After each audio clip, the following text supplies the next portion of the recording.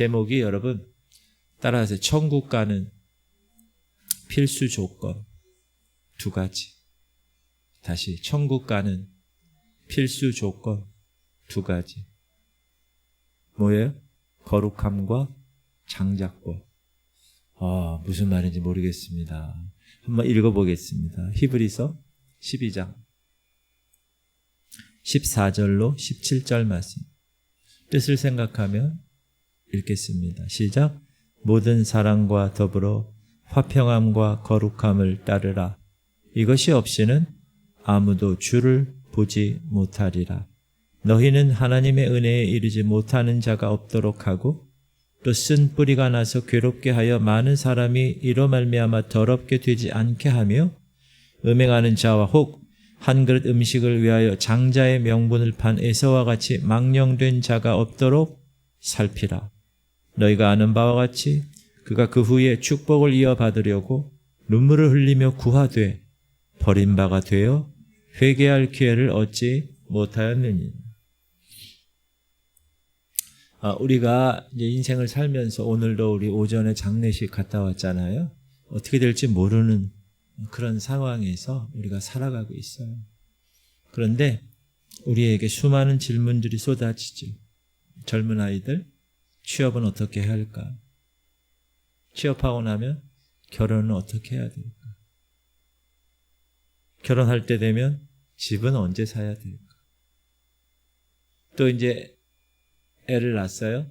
애가 점점 커가요. 그러면 자녀 교육은 어떻게 할까? 이런 수많은 질문들이 우리 앞에 있습니다.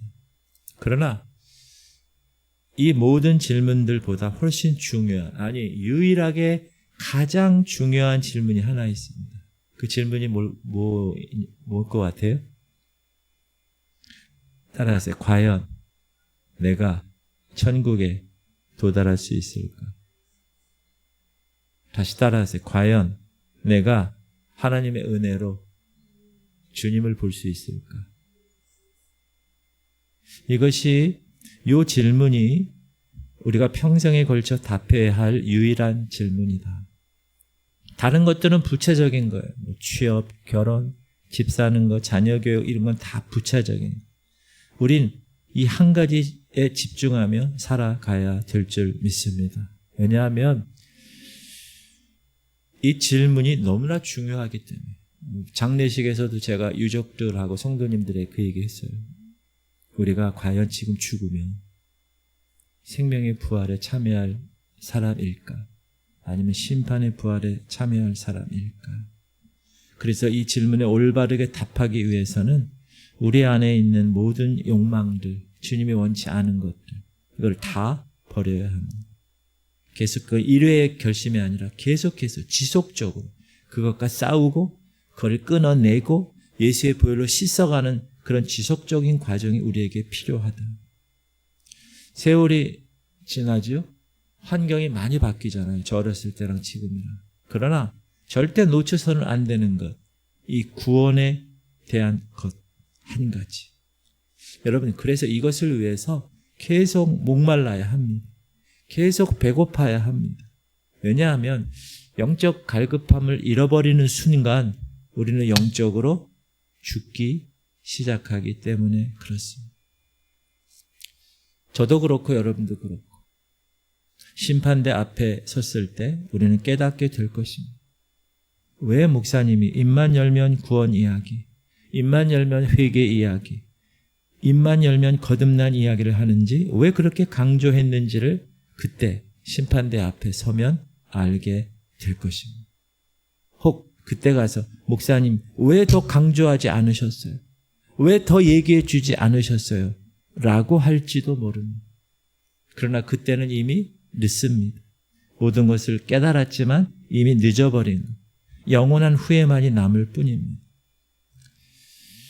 현실은 냉정하다는 걸 여러분에게 알려드리고 싶어요. 자, 모든 사람들이 다 천국을 향해서 다 같이 출발했어요. 같은 교회에서 같은 말씀 듣고 같은 찬양 부르며 같은 기도를 합니다. 그러나 현실은 정말 냉정한 거예요. 제가 아까도 장례식 때 그 얘기를 했어요. 한순간에 여러분의 자유의지를 통해서 선택한 그걸로 통해서 영혼의 심판을, 영혼의 생명의 부활로 가느냐 심판의 부활로 가느냐가 결정될 것입니다. 돌아올 수 없는 그 길을 건널 수밖에 없을 것입니다. 선택할 때는 잘 몰라요. 내가 자유의지를 가지고 괜찮을 거야. 하나님이 나를 붙들어 주시겠지.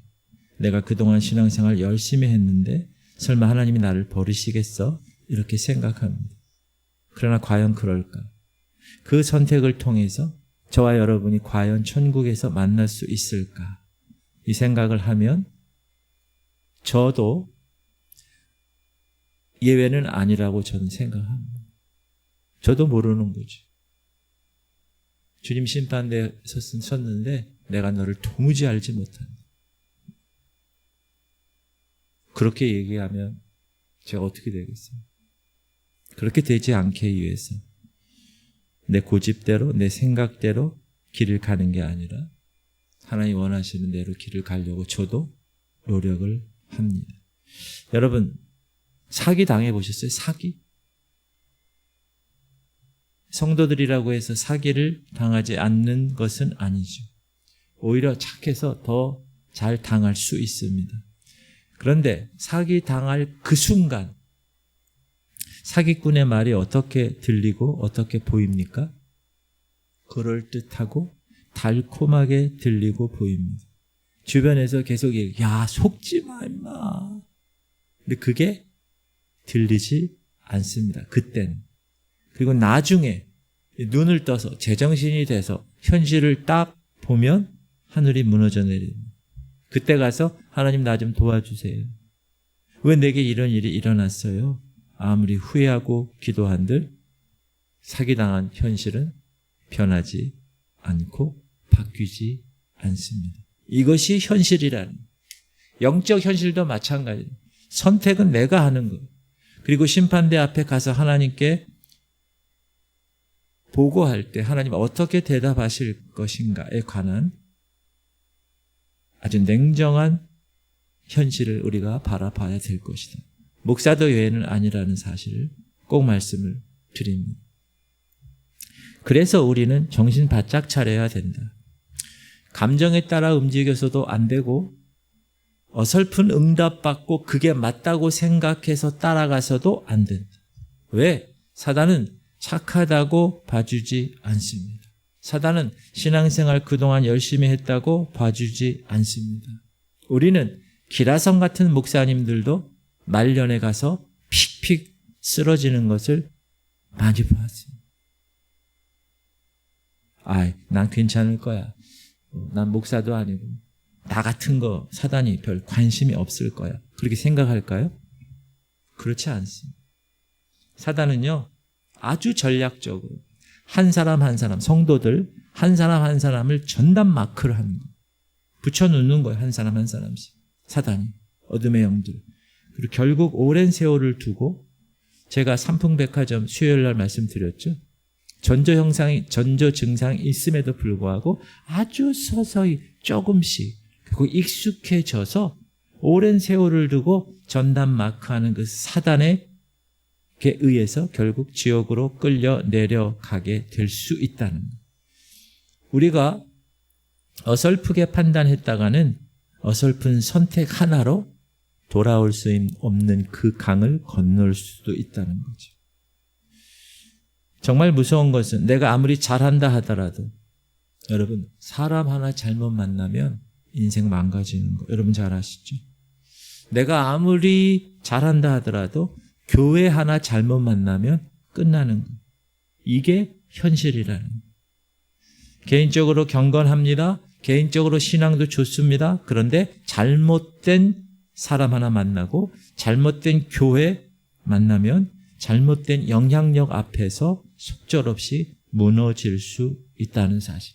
그래서 그렇기 때문에 항상 두렵고 떨리는 마음으로 한 발 한 발 살얼음 걷듯이 내디디면서 주님, 내 이 한 발 인도해 주세요. 이렇게 구하면서 신앙생활을 감당해야 되는 것입니다. 다른 것 별로 중요하지 않습니다. 내가 과연 천국에 이룰 수 있을까? 이것이 중요합니다. 그래서 항상 여러분의 선택과 결정이 이 관점에서 내려야 됩니다. 내가 이 선택하는 이것이 정말 천국과 관계가 있는 것입니다. 그래서 오늘 본문이 히브리서잖아요. 히브리서 12장 14절의 핵심은 뭐냐? 두 가지 핵심 단어가 있습니다. 다시 한번 읽어볼게요. 제가 1번, 2번 적어놨어요. 시작. 모든 사람과 더불어 화평함과 거룩함을 따르라. 이것이 없이는 아무도 주를 보지 무엇을 따라야 한다고요? 모든 사람과 더불어 화평함. 이것이 여러분 안에 있어야 돼요. 화평함. 두 번째는 뭐요? 거룩함. 이게 더 중요하죠. 이것 없이는 뒤에 뭐라고 나와요? 아무도 주를 보지 못하리. 무슨 뜻이에요? 그 누구도 천국에 들어갈 수 없다. 그렇다면 질문 드립니다. 거룩함이 뭔가요? 거룩함. 구별됐다는 것이죠. 그럼 도대체 우리가 무엇으로부터 구별되어야 되는 거죠? 세상의 것들로부터 구별되어야 됩니다. 16절 보면 거룩함의 두 가지 요소가 나오는데 첫 번째는 음행입니다. 읽어볼게요. 시작. 음행하는 자와 혹 한 그릇 음식을 위하여 장자의 명분을 판 에사와 같이 망령된 자가 없도록 살피라. 첫 번째는 뭐냐? 음행하지 말라. 순결입니다. 이 음란한 세상, 이 더러운 문화와 구별돼, set apart, 구별돼, 떨어져서 순결해야 한다. 이게 거룩함의 특징이죠. 깨끗함, 순결함. 신랑 되신 그분을 기다리는 신부로서 가장 핵심을 해야 되는 것, 순결이죠. 순결. 두 번째는 장자권입니다. 이게 거룩함의 두 번째 특징이라고 그랬어요.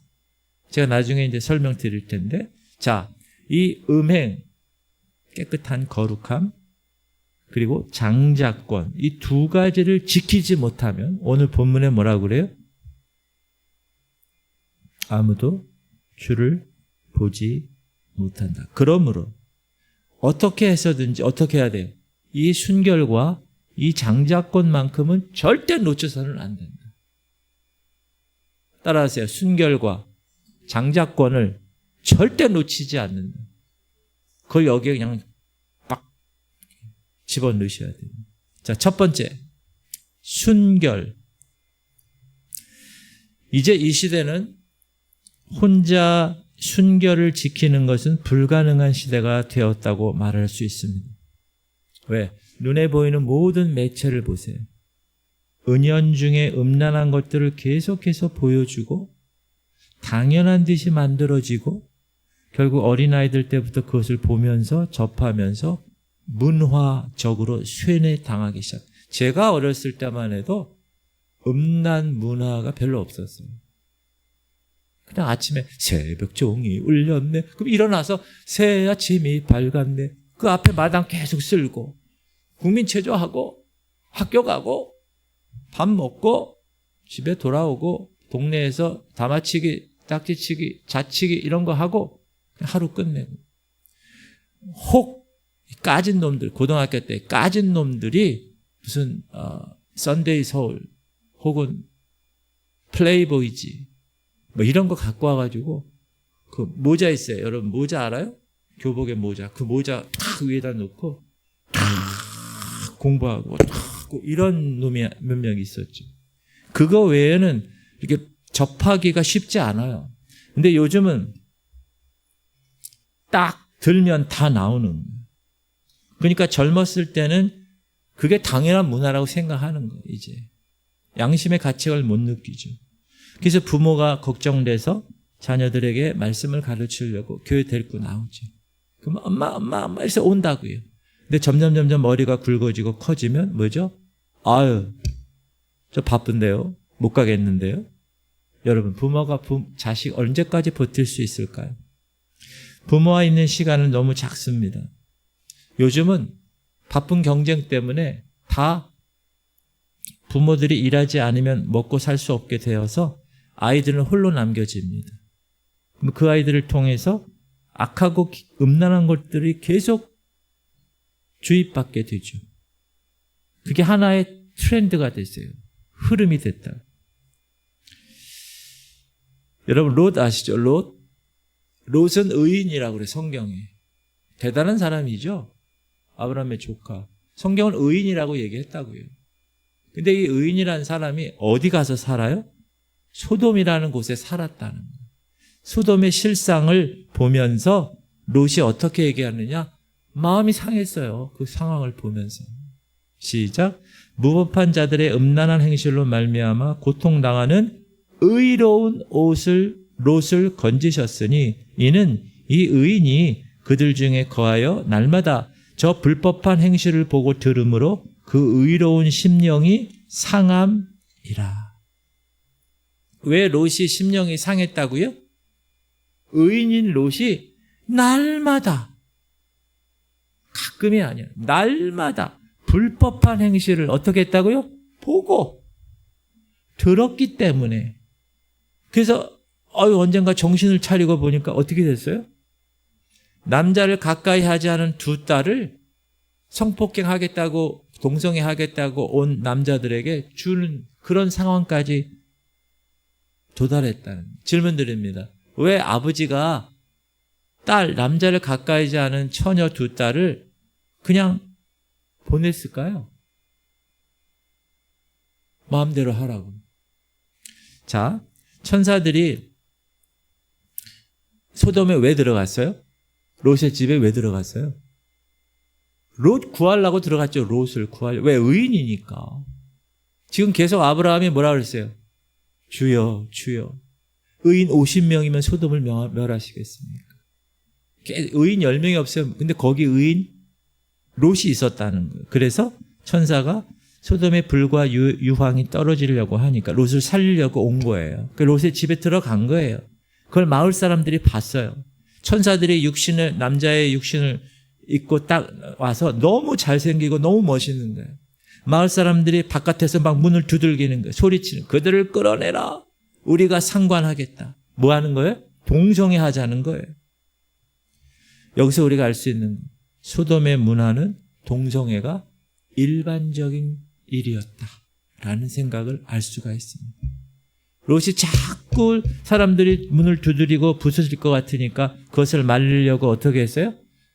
얘들아, 내가 남자 가까이 하지 않은 두 딸이 있단다. 마음대로 해. 여러분, 이게 말이 됩니까? 여러분이 아버지예요. 두 딸이 있어. 뭐라고 그래야 돼요? 이 새끼들아, 차라리 날 죽여라. 이렇게 얘기해야 되지 않을까요? 절대 안 돼. 막았어야 되지 않을까요?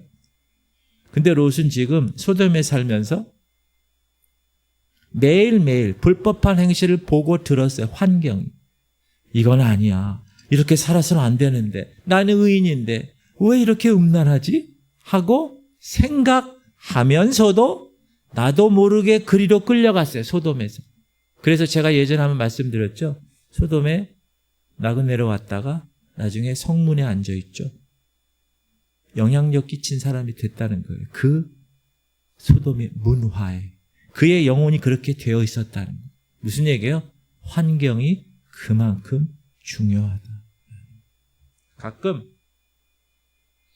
북한에서 내려오신 분들 가운데 목숨 걸고 내려온 이유가 신앙생활 하기 위해서, 신앙의 자유를 찾아서 이 땅에 오신 분들이 있어요. 소위 크리스천 탈북자들. 그 나라 정말 예배 드리면 죽고 사형하고 아우짓 한강 보내고 이러니까 그래서 내가 자유롭게 하나님을 예배하고 싶어서 왔어요.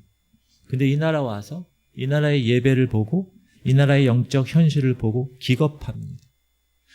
뭐라고 그러는지 알아요? 이 남한이 더 무섭습니다. 그리고 하는 얘기가 예전에 있던 그곳으로, 차라리 핍박받는 그곳으로 돌아가고 싶습니다. 처음에. 근데 그분도 1년, 2년 남한에서 살아요. 세월이 흘러요. 동주라 돼요. 결국 사단이 주는 그 문화에 붙들려 버려요. 삼풍백화점 얘기했죠? 서서히 몰라요. 깨닫지 못해요. 거기 그냥 그렇게 붙들리는 거예요. 처음 나왔을 때는 그런 분이 아니었어.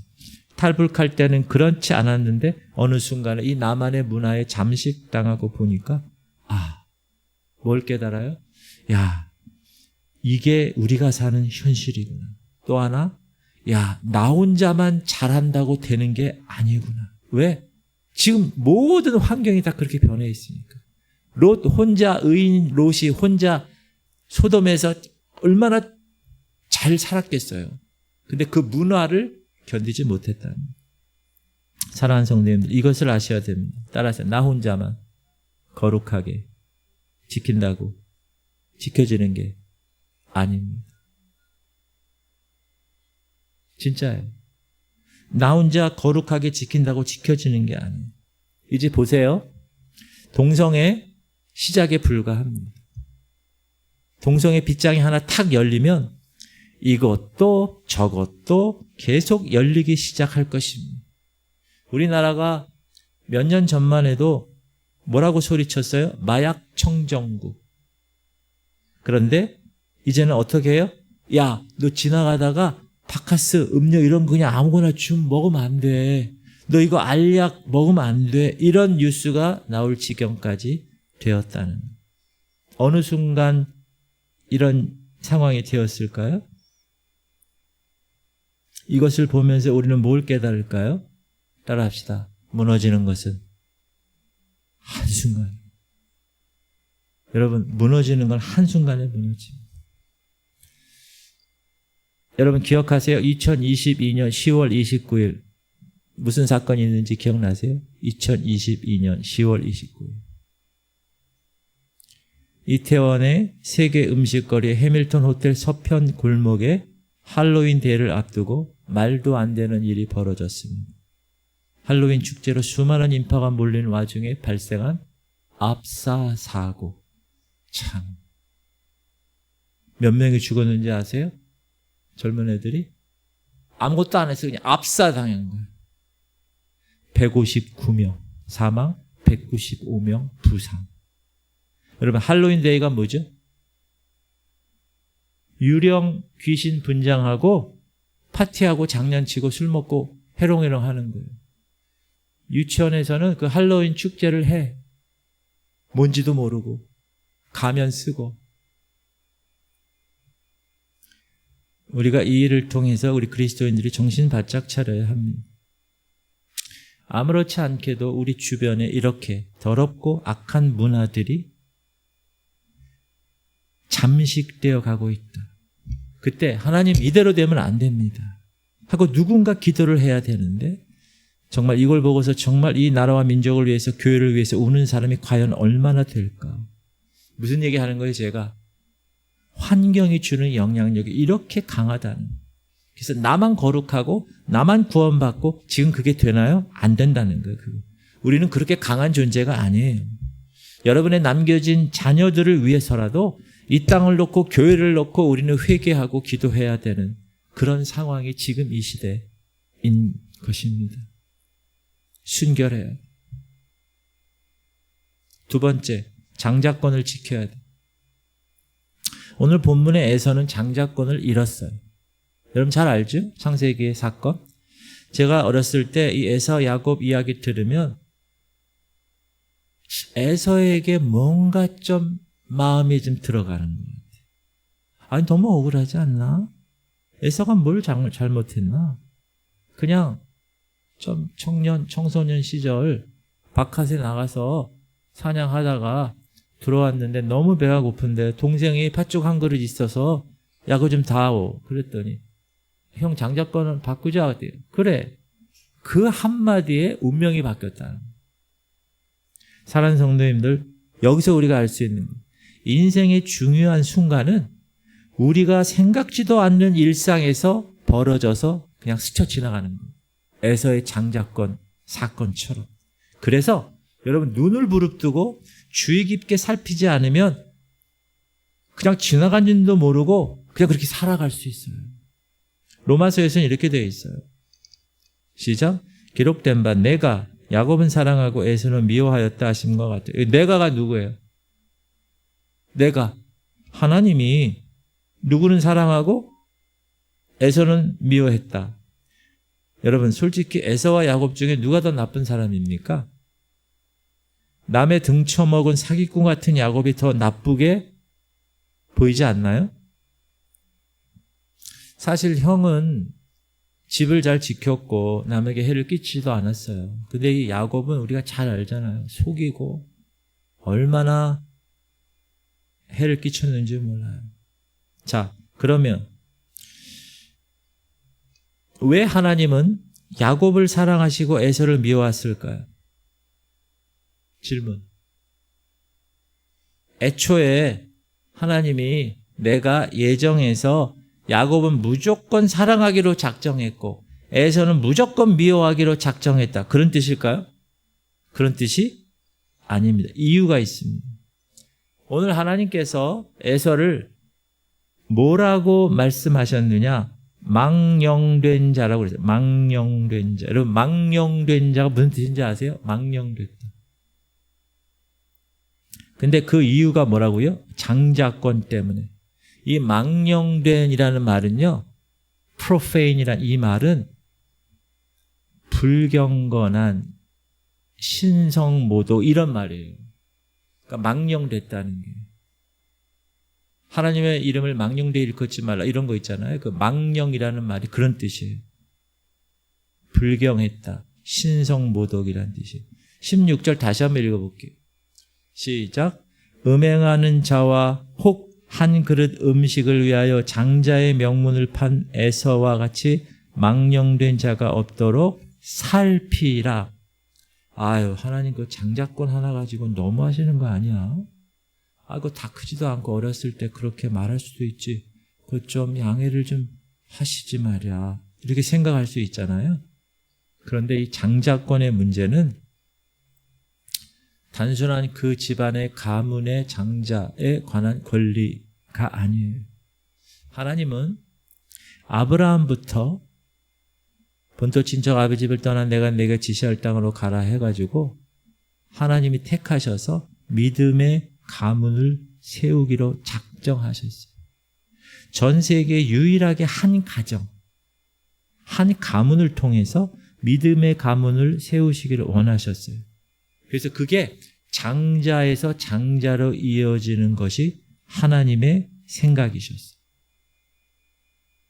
근데 그 하나님의 생각을 에서는 함부로 여겼다는, 망령되게 여겼다는, 하나님을 업신 여겼다는, 신성모독했다는, 불경했다는 그 장자권을 그래서 누가 이어받아요?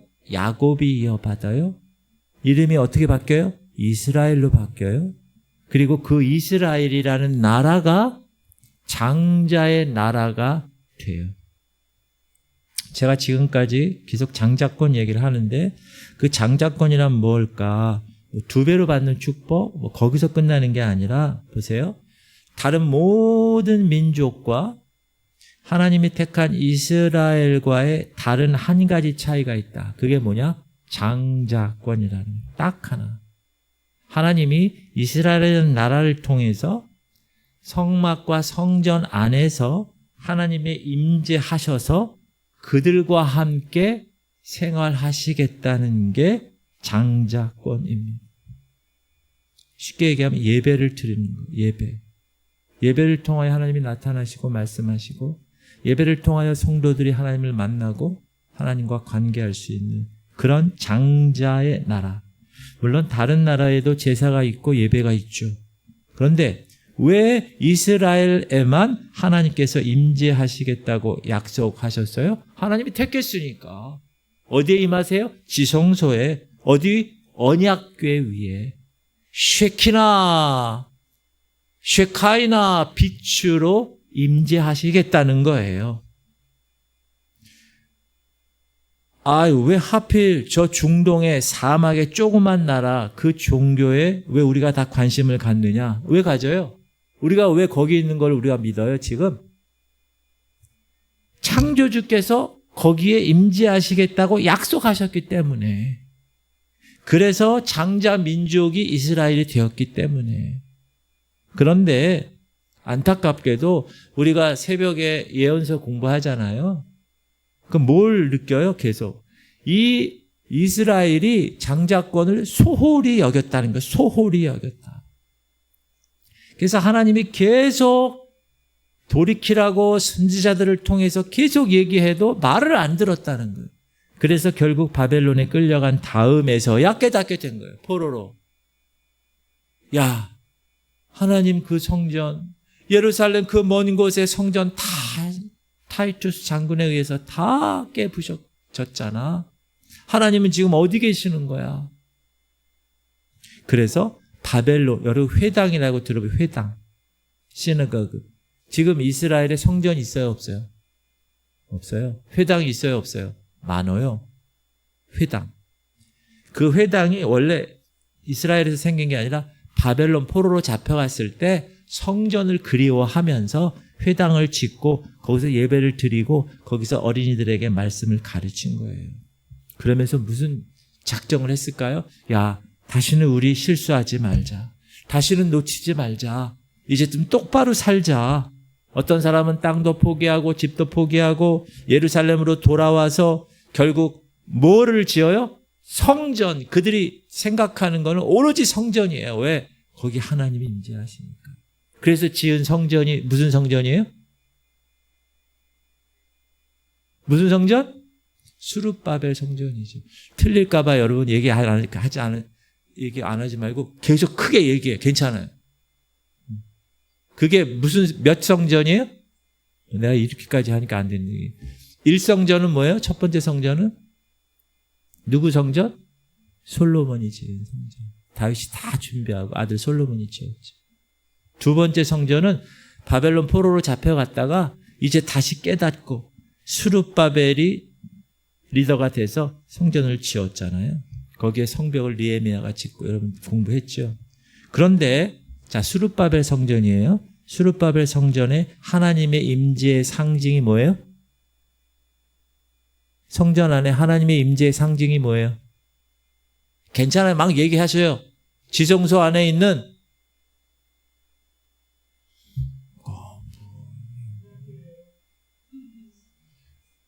관 같은 거 언약궤. 거기에 하나님이 임재하시는 거잖아요. 근데 언약궤가 있어요, 없어요? 수룹바벨 성전에는 없어요.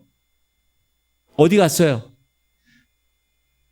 바벨론 포로기 때는 예루살렘 성전에 있는 기물들을 다 갖고 와서 다 돌려줬어요. 근데 언약궤가 어디로 사라졌는지 nobody knows. 아무도 모른다. 지금까지 모른다. 그래서 누가 찾으러 다녀요? 지금 누가 찾으러 다니지? 언약궤? 인디아나 존스가 찾으러 다니잖아요. 그게 다 그 얘기예요. 언약궤 찾고 막 이러는 게 인디아나 존스가. 수룹바벨 성전 지을 때 규모는 1성전보다 엄청 작았죠. 두 번째, 언약궤가 없죠. 그러니까 바벨론으로 포로로 잡혀가기 전에 하나님의 제1성전 솔로몬 성전을 본 노인들 포로로 다 끝나고 왔어요. 한 80, 90 됐어. 오자마자 어떻게 했어요? 통곡했죠. 수룹바벨 성전을 지었는데도 통곡했죠. 왜? 아니 성전 지어서 기뻐해야 할 그날에 왜 통곡했어요? 왜 통곡했을까요? 얘기했잖아요. 언약궤가 없으니까. 그 언약궤가 뭘 상징한다고요? 하나님의 임재를 상징하는데 언약궤가 없는 거예요. 쉽게 얘기하면 지금 예배를 잃어버린 거예요. 예배를. 하나님의 임재가 그 성전에 없기 때문에. 그것을 잃어버리고 난 다음에야 비로소 이게 얼마나 중요하고 소중한 건지를 깨닫게 된 거예요. 무서운 거는 뭐예요? 그렇게 회개했어요. 그렇게 성전을 지었어요. 70년간 그렇게 회개하고 수룹바벨을 통해서 성전 짓고 근데 따라합시다. 나라는 회복되지 않았습니다. 이것이 무서운 겁니다. 그 결과 이스라엘의 장자권이 있는 그 장자권이 어디로 가게 되는지 아세요? 따라합시다. 예수님에게로 가게 되었습니다. 그리고 예수 그리스도를 머리로 하는 교회 공동체에 하나님이 그 장자권을 주셨어요. 아멘 하세요. 죽은 예배가 아니라 영과 진리로 드리는 예배, 즉 하나님의 임재가 살아있는 교회, 복음의 진리를 정확하게 가르치고 그 복음을 선포하는 교회, 그리고 그 선포될 수 있는 그 예배, 그 교회 위에 따라서 하늘의 장자권이 주어졌습니다. 지금도 주어졌다는 거예요. 그런데 기억해야 될 것이 있습니다. 잃어버릴 수 있다. 각 교회마다 하나님은 장자권을 주셨어요. 우리 지구촌 성결교회도 동일합니다. 그런데 영과 진리로 예배해야 돼. 하나님의 임재가 살아있고 복음의 진리를 분명히 가르치는 그 교회, 그 예배에 하나님이 임재하시면 그 교회 하늘의 장자권이 주어졌다는 것. 그러나 그렇지 않으면 잃어버릴 수도 있다. 로마서 보면 시작. 하나님이 원가지들도 아끼지 아니하셨은즉 너도 아끼지 아니하. 무슨 말이에요? 원가지 참 감람나무도 하나님이 아끼지 아니하고 잘랐잖아요, 이스라엘. 그런데 너희들 접붙임 받은 너희 이방인들 돌감람나무 교만하지 마. 너희도 한 방에 가는 거야. 그렇게 얘기하시는 거지. 장자권이 항상 예수님에게 있다는 건 변치 않아요. 그것은 완성된 것이기 때문에. 그런데 문제는 뭐냐? 우리가 그 나무에서 얼마든지 잘려 나갈 수 있다라는 사실을 꼭 기억해야 됩니다. 그러면 아무도 주를 보지 못하게 되는 거예요. 자, 그러면 히브리서, 지금 오늘 우리가 공부하기 히브리서예요. 히브리서, 이렇게 말한 히브리서의 배경이 있어요. 이게 뭐냐 하면 히브리서가 뭐 히브리서를 받는 수신자가 누구예요? 여러분, 히브리인이지. 그 히브리서니까 히브리인이야. 히브리인은 누구예요? 유대인이잖아요. 뜻이 뭐예요? 강을 건너온 사람이잖아요. 메소포타미아 이 아브라함이 강을 건너왔잖아요. 유대 그리스도인들, 히브리서 수신자들은 유대인이지만 그리스도인인 사람이에요. 즉 예수님을 믿는 유대인이에요. 지금은 얘기하면 뭐예요? Jewish Christian이죠. 그런데 이때 당시 네로 황제가 기독교인을 어떻게 했어요? 핍박했죠. 그러니까 유대인들은 원래 핍박의 대상이 아닌데 기독교인을 핍박하기 시작한 건데 이 유대인이면서 기독교인이 된 사람은 어떻게 생각할까요? 아, 나 그냥 유대인 척하면 핍박 안 당하지. 그래서 핍박당하지 않으려고 교회를 등지고 다시 유대교로 돌아가려고 어수선해지는 그 시기가 히브리서가 기록된 시기예요. 그래서 편지를 쓴 거예요. 히브리서의 저자가 누구죠? 모른다고 하는데 모두 다 바울이라고 얘기를 해요. 대부분. 모르는 거예요. 그건 나중에 여러분 올라가서 물어보세요. 썼나 안 썼나. 그래서 뭐라 그러는 거예요? 히브리서에서 야, 너희들 그렇게 돌아가면 예수님께로 옮겨진 그 장자권을 너희들 스스로 버리는 거야. 가면 안 돼. 가면 망해. 그 얘기를 지금 하고 있는 거예요.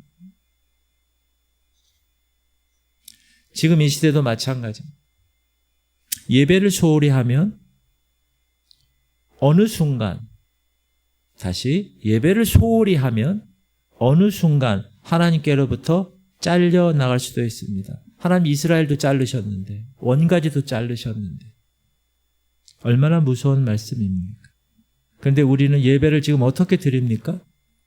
아, 오늘 좀 피곤한데 교회 안 나옵니다. 아, 나 오늘 중요한 일이 있는데 다음 주에 나가지 뭐. 이렇게 이야기합니다. 요즘 청년들이 취업하기가 많이 힘들어요. 그런데 청년들이 아무도 없네. 청년 될 기범이밖에 없네. 잘 들으세요. 청년들이 직장 잡을 때 잘 생각해야 합니다. 돈 많이 주는 것 기준으로 잡지 말아야 됩니다. 뭘 기준으로 잡아요? 내가 주일 성수할 수 있는 직장인가? 그것을 기준으로 잡으셔야 됩니다. 그것이 첫 번째가 돼야 돼요. 목사님, 이미 직장 다니는 사람은 어떡합니까? 그 사람은 어떻게 해서든지 그 예배 자리를 놓치지 않으려고 애써야 합니다. 한두 번 빠지다 보면 익숙해집니다. 슬슬 온라인으로 드리기 시작합니다. 여러분, 온라인은 어쩔 수 없기 때문에 거리가 너무 멀어. 몸이 너무 아파. 거동이 너무 불편해. 그래서 교회에서 마련한 시스템이죠. 현장에 나와야 됩니다. 사랑하는 성도님, 주일 성수 여러분의 생명줄입니다. 영적 마지막 보루입니다. 힘들어도 이 시간 없으면 결국 어느 순간에 한순간에 무너진다고 그랬어요. 무너지는 거는 하나님의 관계도 한순간에 깨집니다. 이걸 꼭 기억하시면. 왜냐하면 평상시엔 다 잘 들어요. It's okay. 평상시엔 다 괜찮아. 근데 무슨 문제가 생겼다. 어떤 데가 상처를 받았다. 그러면 서서히 멀어집니다. 힘들어. 이제 좀 지쳤어, 나. 지금 쉬고 싶어. 지금 뒤에서 죽음의 그림자가 막 따라오는데도 내가 지쳤다고 쉬고 싶다고 그런 말을 하는 거야. 왜? 보이지 않으니까. 그래서 내 감정과 내 고집이 더 앞서가기 시작합니다. 그뿐 아니라 우리가 드리는 것만으로 만족하지 말고 예배 뭐라고 드려요? 영과 진리라고 했어요. 여러분, 우리가 드리는 이 예배에 복음이 없다고 한다면 그건 여러분 한 사람 한 사람 드리는 예배 아무런 소용이 없는 거예요. 여러분이 각자가 하나님의 임재가 메말라 있다. 그러면 당장 지금 화분 하나 사갖고 왔어요. 지금 푸른 잎을 막 들이우고 있어요. 근데 얼마 가지 않아서 물이 공급되지 않으면 어떻게 돼요? 그 화분 안에 있는 나무는 메말라 버립니다. 이런 교회가 많아요. 이런 성도들이 많단 말이에요. 어느 교회 목회자가 성적으로 무너졌습니다. 그러니까 한순간에 교회가 사라져버렸어요. 교인들은 그 마음속에 깊은 상처를 가진 채로 이를 갈면서 교회를 나와 뿔뿔이 흩어졌어요. 근데 문제가 뭐냐? 그래도 포기할 수 없잖아요. 교회를 찾는. 주변에 있는 다른 교회를 찾습니다.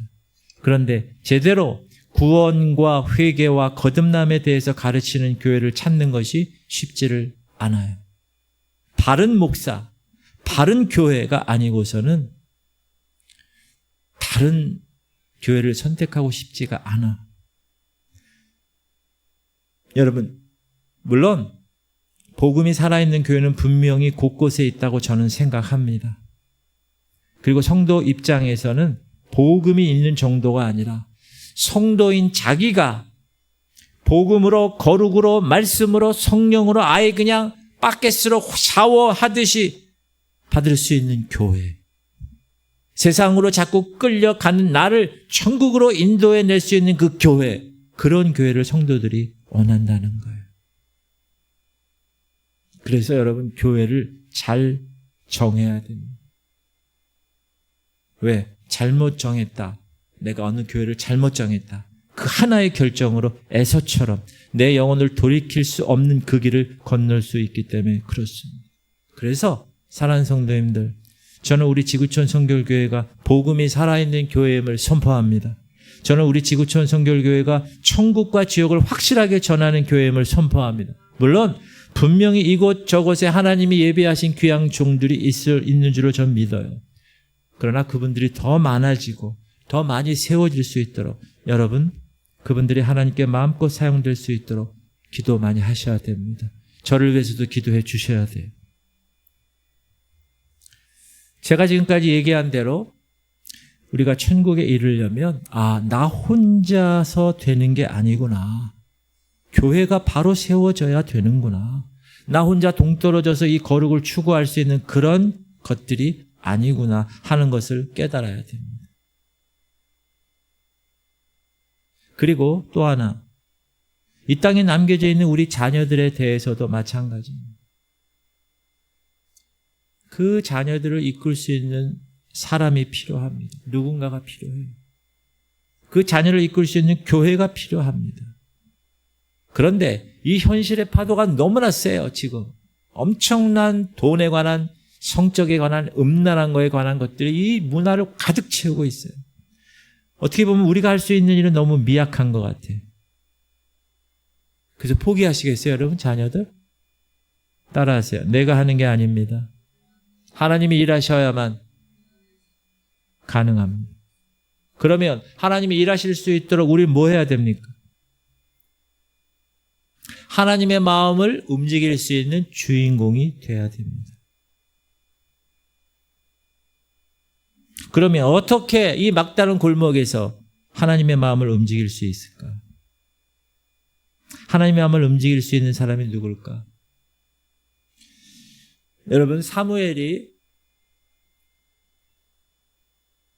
사울 왕의 범죄로 인해서 하나님께서 이새 집에 가라고 얘기하세요. 사무엘 선지자가 이새의 집에 가죠. 그래서 사무엘이에요. 야, 기름 부을 받을 놈이 누굴까? 아들들을 쫙 봤는데 장남 엘리압이 있어요. 키가 크고 잘생겼어요. 이놈이겠거니? 기름을 부으려고 딱 준비하고 있는데 그 순간 하나님께서 뭐라고 그러시죠? 엘리압을 보고 있는 사무엘에게 하나님 뭐라고 그러시죠? 내가 이미 그를 버렸다. 시작. 그들이 오매 사무엘이 엘리압을 보고 마음에 이르기를 여호와의 기름 부으실 자가 과연 주님 앞에 있도다 하였더니 여호와께서 사무엘에게 이르시되 그의 용모와 키를 보지 마라. 내가 이미 그를 버렸노라. 내가 보는 것은 사람과 같지 아니하니 사람은 외모를 보거니와 나 여호와는 중심을. 지금 사무엘은 기름 부음 시작도 안 했어요. 그렇죠? 시작도 안 했는데 하나님이 중심을 보시고 꿰뚫어 보시고 걔가 아니다. 난 걔를 버렸다. 여러분이 엘리압이라 봐요. 얼마나 비참할까. 얼마 후에 전쟁터에서 골리앗이 하나님을 욕합니다. 다윗이 형 도시락 싸들고 가서 전달하려고 그러는데 그것을 봤어요. 골리앗을. 그래서 다윗이 열을 받은 거예요. 거룩한 분노. 저 하나님을 욕하는 저 이방인을 어떻게 가만둘 수 있을까요? 사람들 앞에서 막 소리쳤어요. 그러니까 큰형 엘리압이 어떻게 했죠? 민망했죠. 동생 저쪽으로 끌고 와서 야, 조용히 안 해 너? 너 가서 엄마 젖이나 더 먹고 와. 이게 엘리압의 현실이에요. 사랑하는 성도님들, 평상시는 다 신앙 좋은 사람 같습니다. 그러나 위기 때가 되면 엘리압 같은 사람이 나오고 다윗 같은 사람 구별돼서 정확하게 갈라진다는 거예요. 다윗처럼 대가를 치를 수 있는 그 사람, 하나님을 비방하는 저 이방인 골리앗에 대한 거룩한 분노로 가득 찬 사람, 그 사람이 하나님의 마음을 움직이는 사람입니다. 하나님을 첫 번째로 둘 수 있는 사람, 자기의 모든 상황에서 하나님을 우선순위 첫 번째로 둘 수 있는 사람, 그 사람을 통해서 하나님은 일하십니다. 하나님을 여러분의 인생의 첫 번째로 두면 하나님께서는 여러분을 가만두지 않으십니다. 여러분 자녀를 반드시 세우십니다. 혹시 여러분이 세월이 지나서 여러분이 죽었어요. 이 땅에 없어. 그러나 결국 그 자녀를 하나님이 붙드시고 천국으로 이끄실 것입니다. 여러분 이 믿음을 가지고 계셔야 돼요. 우린 다른 거 볼 거 없어요. 따라서 항상 하나님을 첫 번째로 둬야 된다.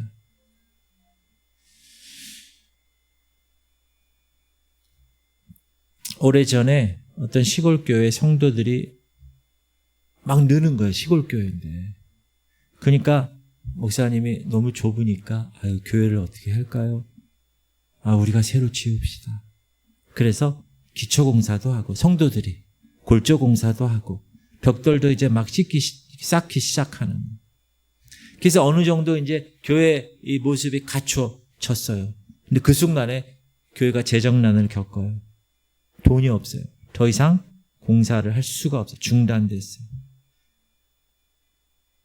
시골에 우두커니 짓담한 교회가 흉물스럽게 그렇게 남아있는, 그것을 보고 그 교회 장로님이 마음이 아팠어요.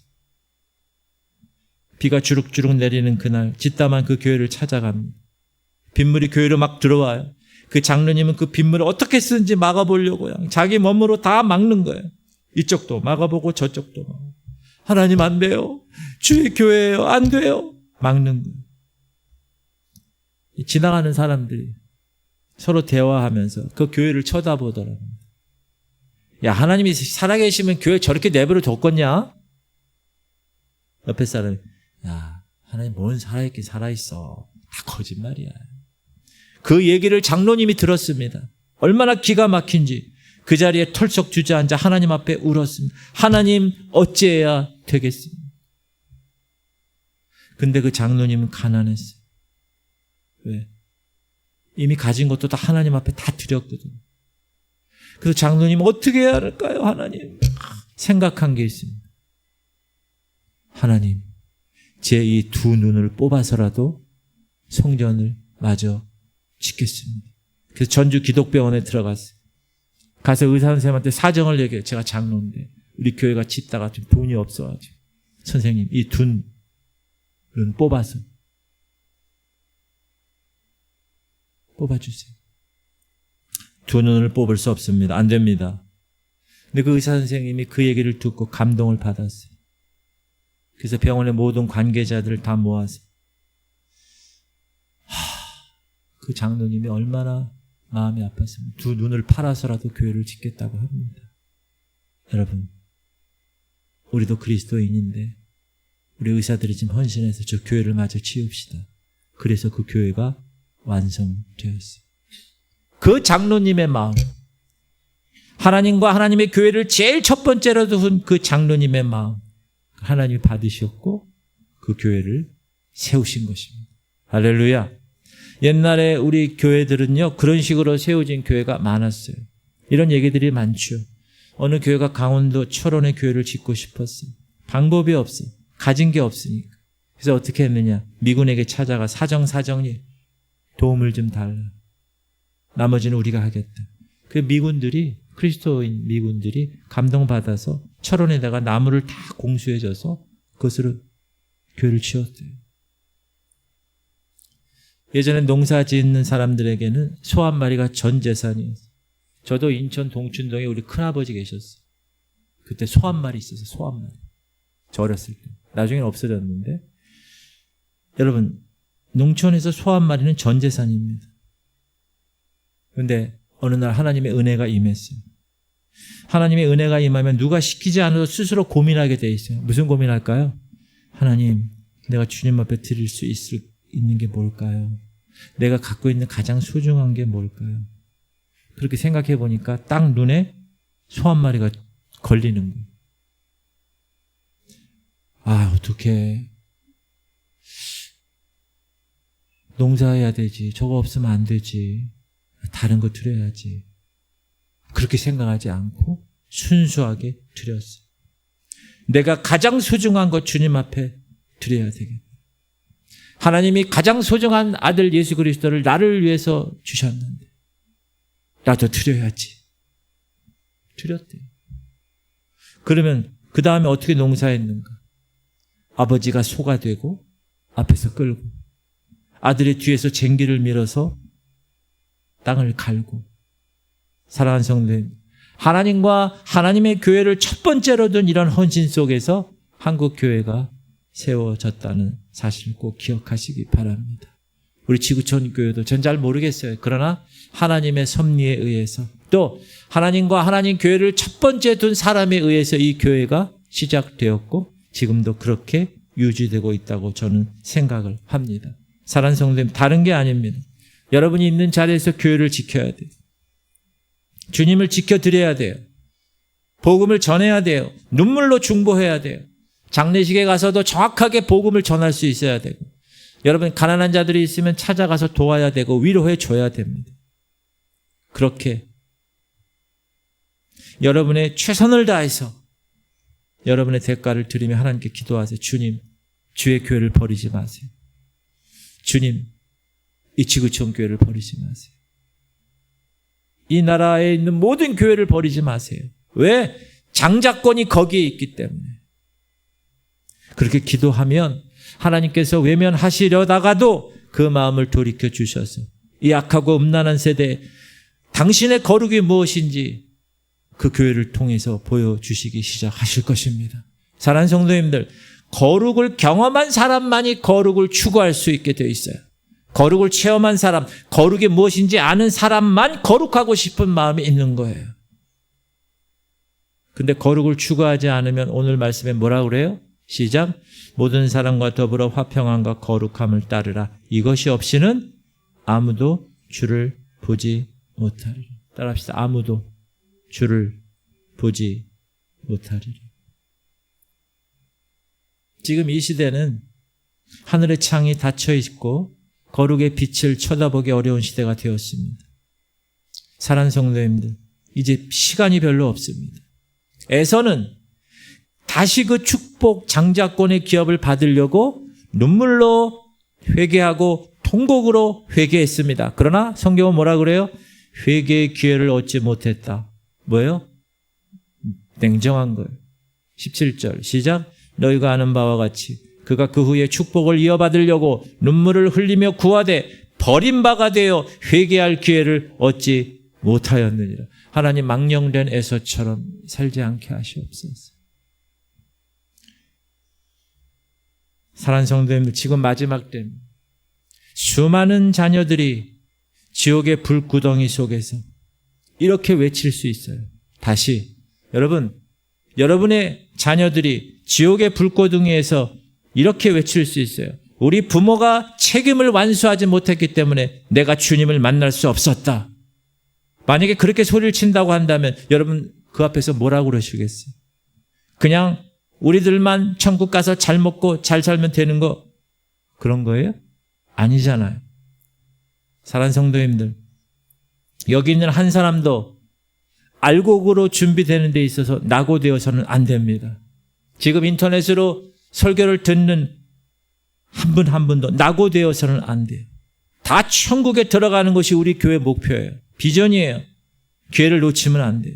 하나님이 우리에게 주신 기회, 하나님이 우리 가족에게 주신 기회, 하나님이 이 나라와 이 민족, 특별히 한국교회, 특별히 연수동에 자리 잡고 있는 지구촌 성결교회에 주신 그 장자권, 그 기회를 놓치면 안 돼요. 에서처럼 끝까지 이 믿음의 길을 걷기를 주님의 이름으로 축복합니다.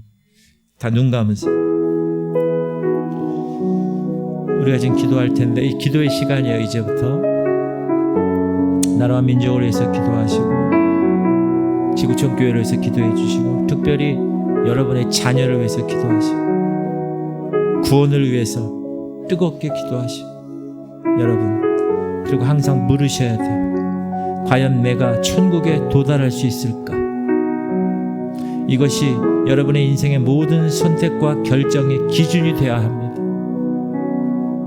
천국에 들어갈 두 가지 조건, 오늘 말씀에 화평함이에요. 여러분 모든 사람과 더불어 화평해야 돼요.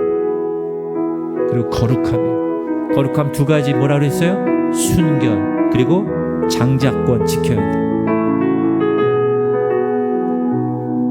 현 시대는 혼자 순결을 지키기가 불가능한 시대입니다. 환경이 얼마나 강하게 영향력 끼치는지 몰라요. 그래서 여러분, 교회가 필요한 거예요. 공동체 신앙이 필요한 거예요. 영으로 드리는 살아있는 예배, 복음이 선포되고 진리로 하나님의 가치를 선포하는 교회, 그 교회에 하나님이 임재하시고 장자권이 그 교회에 임하는 거예요. 하나님의 내 삶 가운데 하나님을 첫 번째로 두는 사람, 대가를 치르며 헌신하는 사람, 그 장로님처럼 위기 때 오히려 하나님의 영광을 위해서 일어나는 사람, 그런 사람이 되었으면 좋겠어요. 여러분 자신 있는 자리에서 교회를 지키셔야 돼요. 그리고 다음 세대 여러분 자녀들을 위해서 책임감을 가지셔야 돼요. 모든 사람과 더불어 화평함과 거룩함을 따라 구하라. 이것이 없이는 아무도 주를 보지 못하리라. 자, 기도 제목 드립니다. 오늘 말씀처럼 화평함과 거룩함을 지켜내게 하여 주옵소서. 하나님을 첫 번째로 두는 사람 되게 하시옵소서. 자녀들의 영혼, 자녀들이 부르짖는 그 소리를 영적으로 귀를 열어 들으시길 바랍니다. 하나님, 자녀들의 영혼을 책임지는 부모가 되게 하시옵소서. 우리 오늘 말씀을 통해서 하나님, 이제 기도하는 시간이 되었습니다. 간절하게 기도하겠습니다. 하나님, 우리의 기도에 응답하여 주옵소서. 우리 주님 이름 부르고 통성으로 기도하겠습니다. 주여, 할렐루야. 하나님 감사합니다. 하나님, 오늘도 하나님의 거룩한 귀한 말씀을 받았습니다. 하나님, 과연 내가 지금 이 시간에 천국에 도달할 수 있을까? 내 인생의 유일한 질문, 내가 과연 천국에 도달할 수 있을까? 목사인 저부터 내가 천국에 도달할 수 있을까? 하나님, 우리 인생의 모든 선택과 결정의 기준이 내가 천국에 도달할 수 있을까? 천국에 들어갈 두 가지 조건, 화평함과 거룩함. 하나님, 모든 사람과 더불어 화평하기 원합니다. 우리 성도들 한 사람 한 사람 모든 사람과 더불어 화평하기 원합니다. 하나님, 거룩하게 원합니다. 순결하게 원합니다. 장자권을 지켜내기 원합니다. 팥죽 한 그릇에 장자권을 넘겨버린 에서처럼 망령되게 살지 않게 하여 주옵소서. 하나님, 회개해서 기회를 잃어버리지 않게 하시옵소서. 이 시대는 순결을 지키기가 너무나 어렵습니다. 롯이 의인이었지만 소돔에서 그렇게 오래 살다 보니까 자기 딸을 동성애자들한테 주는 그러한 환경에서 살게 되었습니다. 하나님, 환경이 얼마나 중요한지, 그 영향력이 얼마나 강한지 깨달았습니다. 하나님, 나 혼자 신앙생활 하는 것 불가능합니다. 그래서 하나님이 이 지구촌 성결교회 공동체를 허락하셨습니다. 이 교회에서 서로 섬기고, 서로 쓰러진 사람 잡아주고, 서로 손잡아줘 일으켜 세워주고, 서로 위해서 중보해주고. 하나님, 이 환경이 얼마나 중요한지 모릅니다. 이 교회 밖을 나가면 음란한 세대, 도덕적으로나 윤리적으로나 전혀 성경과 반하는 세대. 하나님, 그래서 우리 교회 안에서 정말 말씀 가운데 실천하며 살아가는 것이 얼마나 중요한 걸 깨닫습니다. 아버지, 하나님을 첫 번째로 두는 사람, 대가를 치르면서 헌신하는 사람 되게 하여 주옵소서. 하나님, 우리 교회를 지켜내게 하시옵소서. 위기 때일수록 하나님의 영광을 위해서 일어나는 사람들이 우리 교회에 많아지게 하여 주옵소서. 하나님, 우리 교회 사람 한 사람 한 사람을 통하여서 하나님의 거룩함을 이루는 귀한 백성들 되게 하여 주옵소서. 주님, 우리 교회를 하나님이여 허락하신 것 감사합니다. 이 교회를 통하여 하나님의 복음이 선포되고 전하고 중보기도가 살아나고 세계의 열방과 이 나라와 민족을 위해서 기도할 때 하나님 그 기도를 들으시고 하나님의 뜻이 이루어지는 교회 되게 하시옵소서. 하나님, 우리 다음 세대, 우리 자녀들을 책임지는 부모가 되게 하여 주옵소서. 하나님, 우리 자녀들은 지금 태어나자마자 이 음란한 세대에서 이런 환경에서 살아갈 수밖에 없었습니다. 하나님, 불쌍히 여겨 주옵소서. 하나님이 직접 그들을 만나 주옵소서. 하나님, 인도하여 주옵소서. 하나님, 기도가 식어가고 있습니다. 제대로 된 복음이 선포되질 않습니다. 하나님, 긍휼히 여겨 주옵소서. 하나님, 우리 지구촌 교회를 더 긍휼히 여겨 주옵소서.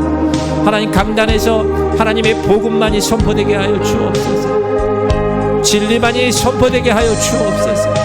하나님, 우리 교회가 기도의 영역이 있는 교회가 되게 하여 주옵소서. 기도가 시들지 않게 하시고 하나님, 한 사람 한 사람이 더 나와 기도하고 성령 충만하고 하나님의 거룩한 권능을 가지고 이 땅에서 생활하게 하여 주옵소서.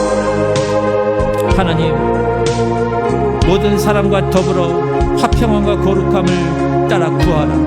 이것이 없이는 아무도 주를 보지 못하리. 하나님, 오늘도 이 말씀을 붙들고 주님께 기도합니다.